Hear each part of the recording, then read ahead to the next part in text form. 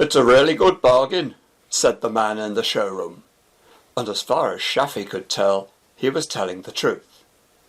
"It's yours for just £5,000, he continued. "You won't find a better buy anywhere else in the north. And what's more, we'll give you a year's insurance with it, free." Shaffy eyed the vehicle longingly. It was bright red and just over a year old, and inside it had that smell of polish that comes with a new car. There was just the matter of the price. It was more than he'd planned to spend on his first car, and more than he actually had available. 5,000? he asked, hoping rather hopelessly that he'd somehow misheard. 5 grand. That's it. But you can have it for 3 in cash now, and the rest in 3 months. You can get a loan from the bank. Ever since he'd taken his first job at the burger bar at the age of 17, he'd been saving up for a nice car. Of course, he could have made do with a cheap wreck years ago, but that was not what he wanted. Shaffy wanted a good car, a nice car, one that would make him feel as if he'd achieved something better in life than serving in a restaurant. He handed over the crisp £50 notes. Even if the insurance was only third party, he reckoned it was a good buy at the price. Settling into the driving seat, he adjusted it for position and turned the key.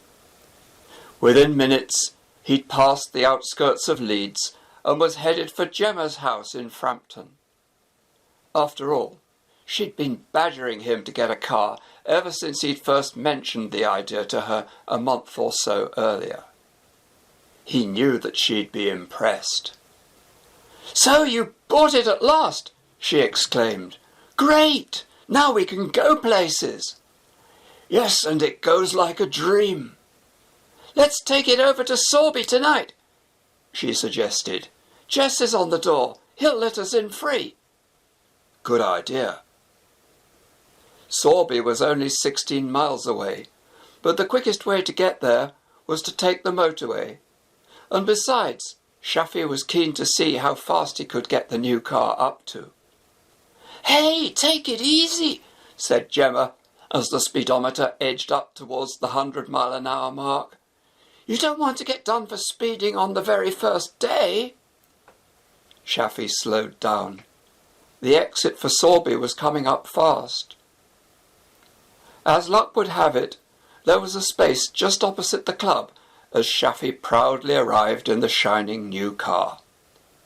A group of young men watched from the pavement opposite as he carefully parked by the curbside. Jess wasn't on the door after all, and they had to pay to get in, but the atmosphere in the club was hot and exciting as usual. It was a popular place, and with some of the best DJs in the region, it attracted people from all round, even from Manchester. "So you've got your car at last, eh, Shaffy boy?" said a voice in the semi-darkness. Shaffy looked round. He recognised the speaker at once and was not pleased. It was Rooksby, Gemma's former boyfriend. The 3 of them had worked together a year ago in a restaurant until Rooksby was sacked for insulting a group of foreign tourists. "Hello," said Shaffy. "Smart job, innit?" said Rooksby. "Yes," he answered. "Very nice, thank you." "A bit too smart for someone like you, innit?"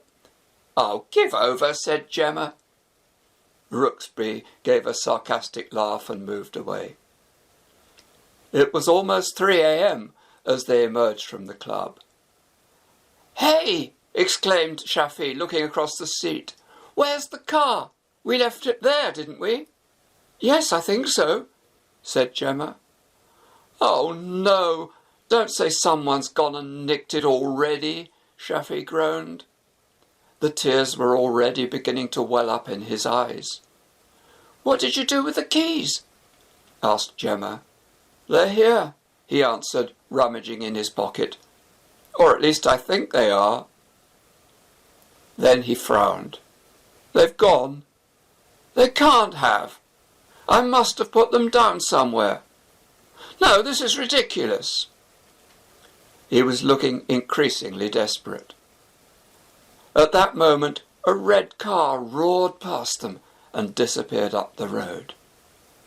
"But that's the car!" Shafi exclaimed. "It's my car! Come back!"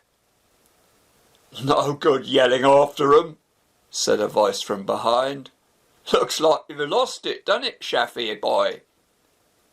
They turned and saw Rooksby again, a wry smile on his twisted lips. "That's brilliant," said Gemma. "You bring me out here, then the car gets nicked. How am I going to get home?" "I'll call a taxi," said Shafi. "I'll run you home if you like," said Rooksby. "I've just got room for one." "You?" said Gemma. "Well, I suppose it's better than nothing." 2 weeks later, the police called Shafi's employer, asking for the owner of a red car.